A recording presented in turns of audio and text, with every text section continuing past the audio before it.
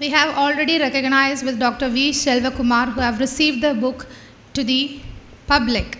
He being an esteemed face of the historic verses, I would like to call upon him to share a few words regarding Dr. Sanal Kumar's book.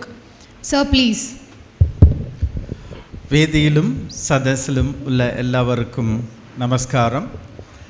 Respected Muhammad sir and chair of this session, doctor Sanal Kumar, doctor Jenny Peter மற்றும் എല്ലാവർക്കും എൻ്റെ നമസ്കാരം. സനൽകുമാർ ഒരു model ടീച്ചറാണ്. സനൽകുമാറെ ഞാൻ പരിചയപ്പെട്ടത് 2003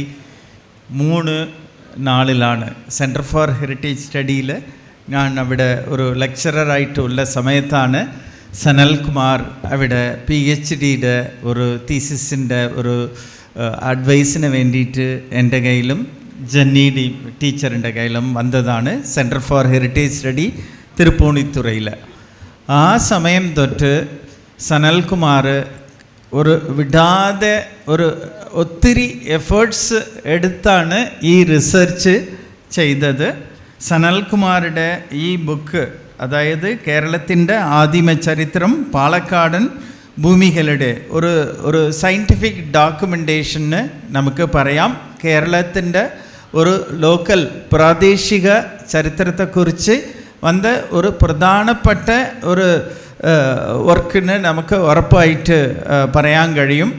ഞാൻ തമിഴ്നാട്ടിലെ കുറേ ഇങ്ങനെ ലെക്ചേഴ്സ് കൊടുക്കാറുണ്ട്. തമിഴ്നാട്ടിൻ്റെ ഒരു ഗവൺമെൻറ് സ്കീമിൻ്റെ അകത്ത് ഓരോരു കൊല്ലവും 1000 ടീച്ചേഴ്സ്, സ്കൂൾ ടീച്ചർമാർക്ക് ഇങ്ങനെ പുരാവസ്തു ഗവേഷണത്തെക്കുറിച്ച് ഒരു ട്രെയിനിങ് പ്രോഗ്രാം നടത്തും. അതിൽ ഞാൻ 2 കൊല്ലമായിട്ട് ഒരു 50 ലെക്ചർ അവർക്ക് കൊടുത്തിട്ടുണ്ട്.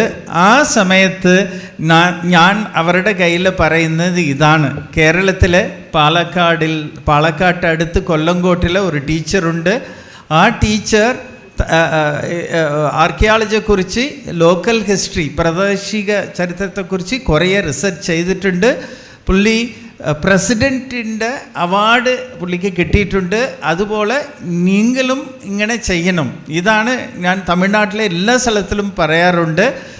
ഈ സനൽകുമാർ ഒരു ജോഗ്രഫി ടീച്ചറായിരുന്നു പെരുമ്പാവൂരിലെ.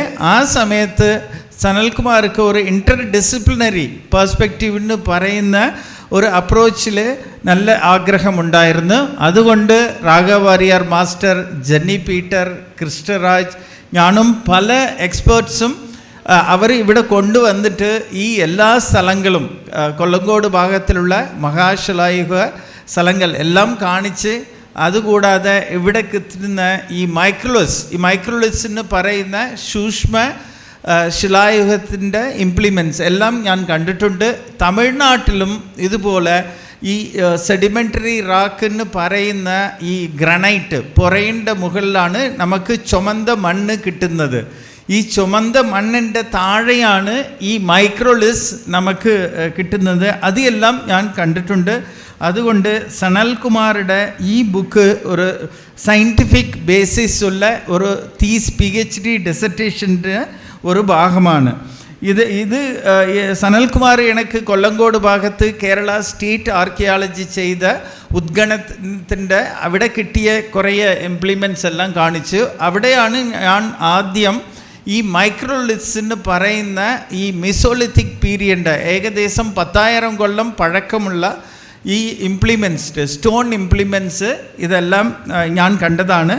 അടുത്ത കാലത്ത് കേരളത്തിലെ പാലക്കാട് ജില്ലയിലെ ആണക്കര, അതായത് കുമ്പിടിക്ക് അടുത്തുള്ള ഒരു സ്ഥലത്ത് കേരള മഹാത്മാഗാന്ധി യൂണിവേഴ്സിറ്റിയുടെ സ്കൂൾ ഓഫ് സോഷ്യൽ സയൻസസിലെ ഡോക്ടർ രാജൻ ഗുരുക്കൾ, പിന്നെ KP ഷാജൻ ഉള്ളിട്ടവർ ഉദ്ഘാടനം ചെയ്ത സ്ഥലത്ത് നമുക്ക് ഈ മൈക്രോലിത്സിൻ്റെ കാലം 77,000 കൊല്ലം അങ്ങനെ ഒരു റേഡിയോ കാർബൺ ഡേറ്റിംഗ് കിട്ടിയിട്ടുണ്ട്. അതുകൊണ്ട് നമുക്ക് ഉറപ്പായിട്ട് സനൽകുമാർ പറയുന്നത് പോലെ ഈ പ്രദേശത്ത് ആദ്യത്തെ മനിത ജീവിതം ഒരു 10,000 കൊല്ലം മുൻപ് ഉണ്ടായിരുന്നതിന് നമുക്ക് ഉറപ്പായിട്ട് പറയാം. ഈ പ്രദേശത്ത് ഡോക്ടർ രാജേന്ദ്രൻ ഈ മറ്റേ ഡാമിൻ്റെ അടുത്ത്, അതായത് എന്ത് ഡാമാണ്, മറ്റേ മലമ്പുഴ ഡാം അടുത്ത് രാജേന്ദ്രൻ ആർക്കിയോളജിസ്റ്റ് അവർ കുറേ അവിടെ എക്സ്പ്ലോർ ചെയ്ത് ഈ മൈക്രോസ്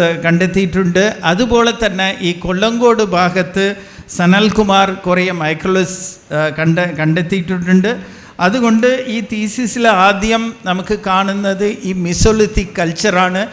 അത് കഴിഞ്ഞിട്ട് വരുന്നത് നമുക്ക് ഈ മഹാശ്ലായുഹ അയനേജ്. ഈ കൊല്ലങ്കോടിൻ്റെ പേര് തന്നെ ഒരു പ്രധാനപ്പെട്ട കാര്യമാണ്. ഈ സ്ഥലനാമ ചരിത്രത്തിൽ പ്ലേസ് നെയിം വളരെ ഇമ്പോർട്ടൻ്റ് ആണ്. കാരണം ഈ പ്ലേസ് നെയിമിൻ്റെ അകത്ത് ഒത്തിരി ക്ലൂസ് ഉണ്ട്. അതിനെ നമുക്ക് അന്വേഷിച്ച് നടക്കണം. കേരളത്തിലെ എറണാകുളത്ത് അടുത്തുള്ള ഒരു സ്ഥലം പേര് പട്ടണമാണ്. പട്ടണത്താണ് നമുക്ക് ഈ മുസ്രീസിൻ്റെ തെളിവുകൾ കിട്ടിയിട്ടുണ്ട്. ഒരു 2003 വരെ ആരും അവിടെ പോയിട്ട് ഒന്നും അന്വേഷണം ചെയ്തിട്ടില്ല.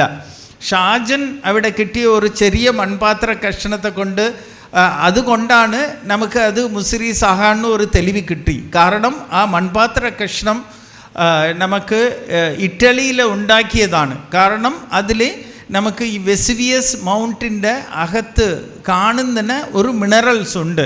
അതുപോലെ തന്നെ നമുക്ക് സ്ഥലനാമ ചരിത്രം കൊണ്ട് ഈ പ്രദേശത്ത് അയൺ ഏജ് വളരെ ഒരു സ്ട്രോങ് ആയിട്ട് ഉണ്ടായിരുന്നെന്ന് പറയാം. അടുത്ത കാലത്ത് തമിഴ്നാട്ടിലെ ഇങ്ങനെ പൊതുജനങ്ങളുടെ പുരാവസ്തു ശാസ്ത്രം, പബ്ലിക് ആർക്കിയോളജി, കമ്മ്യൂണിറ്റി ആർക്കിയോളജി എന്ന് പറയുന്ന ഒരു തീം വളരെ പ്രോപ്പറായിട്ട് വന്നിട്ടുണ്ട്. അതിൽ നമുക്ക് പാലക്കാട് പ്രദേശത്ത് ഈ പബ്ലിക് ആർക്കിയോളജിയുടെ ഒരു ലീഡിങ് ഫിഗറായിട്ട് നമുക്ക് സനൽകുമാറെ അടയാളപ്പെടുത്താം.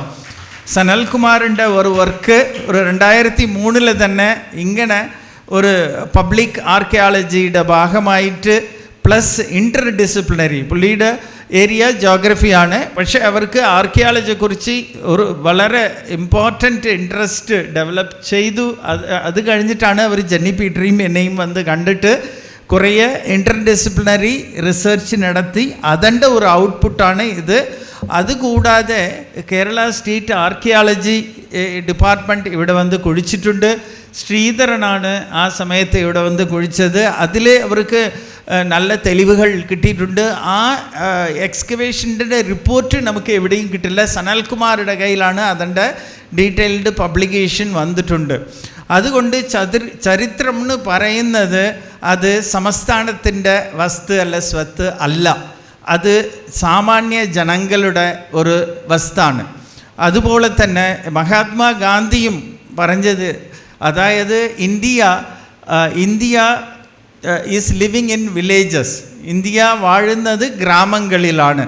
അതിൻ്റെ ഒരു ഭാഗമായിട്ട് നമുക്ക് ലോക്കൽ ഹിസ്റ്ററി, പ്രാദേശിക ചരിത്രത്തിന് ഒരു ഇമ്പോർട്ടൻസ് കൊടുക്കണം. അതിൻ്റെ ഒരു ആദ്യത്തെ ഒരു അറ്റംപ്റ്റിന് നമുക്ക് പാലക്കാട് റീജിയനിലെ ഈ ബുക്കിനെ പറയാം. അടുത്തതായിട്ട് സനൽകുമാർ ഈ ഹിസ്റ്റോറിക്കൽ റിമൈൻസ്, ഈ ഭാഗത്തുള്ള എല്ലാ അമ്പലങ്ങൾ, എല്ലാ ചെറിയ ലോക്കൽ ഷ്രൈൻസ്, അതെല്ലാം സനൽകുമാർ റിസർച്ച് ചെയ്തിട്ടുണ്ട്. സാധാരണ ഇന്ത്യയിലെ 1960s അതിനു മുൻപ് ഇതിൽ എല്ലാം ഈ സ്ട്രക്ചേർഡ് ടെമ്പിൾസിലാണ് അവരെല്ലാം റിസർച്ച് ചെയ്യുന്നത്. ഫോൾക്ലോറിലെ 2 ട്രഡീഷൻ ഉണ്ട്.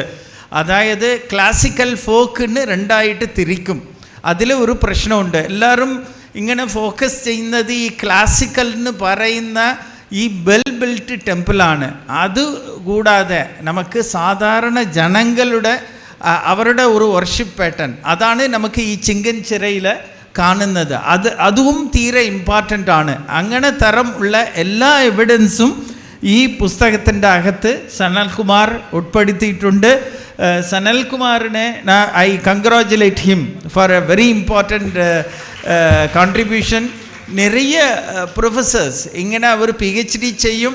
PhD ചെയ്തിട്ട് അവരുടെ ബുക്ക് റിവൈസ് ചെയ്യാതെ പോയി കഴിയും. അത് എനിക്കും പറ്റിയിട്ടുണ്ട്. എൻ്റെ PhD ചെയ്തത് 1998 ഞാനും അതിനെ റിവൈസ് ചെയ്യണം ഇങ്ങനെ വിചാരിച്ച് ഇതുവരെ ചെയ്തിട്ടില്ല.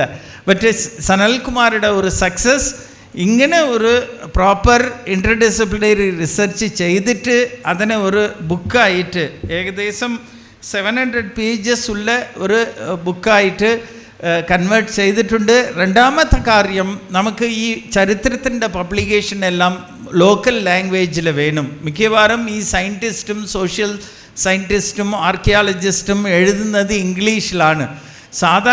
ഇത് സാധാരണ ജീവനക്കാരെ എത്തിച്ചേരണം. അതിനു വേണ്ടിയിട്ട് സനൽകുമാർ ഈ ബുക്കിനെ മലയാളത്തിൽ എഴുതിയത് ഒരു പ്രധാനപ്പെട്ട ഒരു ഫീച്ചറാണ്. അത് നമുക്ക് ഉറപ്പായിട്ട് സനൽകുമാറിനെ നമുക്ക് കൺഗ്രാറ്റുലേറ്റ് ചെയ്യണം.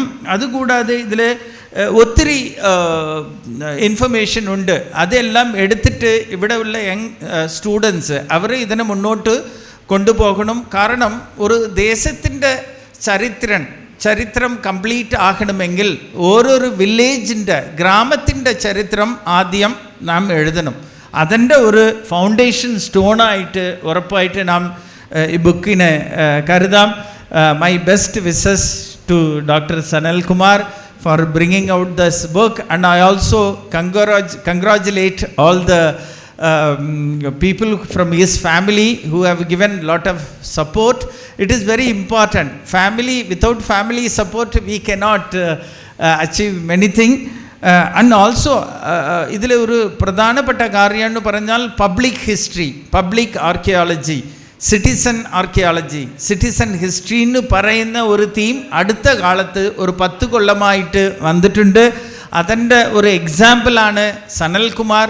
ഈ ചരിത്രത്തിൻ്റെ ഈ ഹിസ്റ്ററി ഈ ടീച്ചർമാർ അവർക്ക് മാത്രം ചെയ്തുകൂടാം. കാരണം അവർക്ക് ഇതിൻ്റെ ഈ പ്രദേശത്തിൻ്റെ ഒരു ലൈഫ് അറിഞ്ഞുകൂടാം. കാരണം ഒരു AC റൂമിലെ ആർക്കൈവ്സിലെ അകത്ത് ഈ റെക്കോർഡ്സ് മാത്രം നോക്കുന്ന ഒരു ചരിത്രകാരന്മാർ സാധാരണ ജീവിതക്കാരൻ്റെ കൾച്ചറൽ സ്ട്രഗിൾസ് അവർക്ക് അത് മനസ്സിലാക്കാൻ കഴിയുന്നില്ല. കാരണം അവർ ചരിത്രത്തിൻ്റെ ഈ റെക്കോർഡ്സ് മാത്രം നോക്കുന്നത്. നമുക്ക് ജീവിതക്കാരുടെ സാമാന്യക്കാരുടെ ഈ കൾച്ചറൽ എസൻസ് എന്ന് പറയുന്നത് നമുക്ക് മനസ്സിലാക്കണം. ആ സ്ഥലത്തിലാണ് നമുക്ക് ഈ പ്രാദേശിക ചരിത്രം ഒരു പ്രധാനപ്പെട്ട ഘടകമായിട്ട് മാറുന്നത്. അതുകൊണ്ട് ഇത് ഒരു വളരെ ഇമ്പോർട്ടൻറ്റ് ഒരു ഒരു പുസ്തകം അങ്ങനെ പറഞ്ഞ് എനിക്ക് ഇത് സനൽകുമാറിനെ all the best and congratulation പറയാം. Thank you for the opportunity.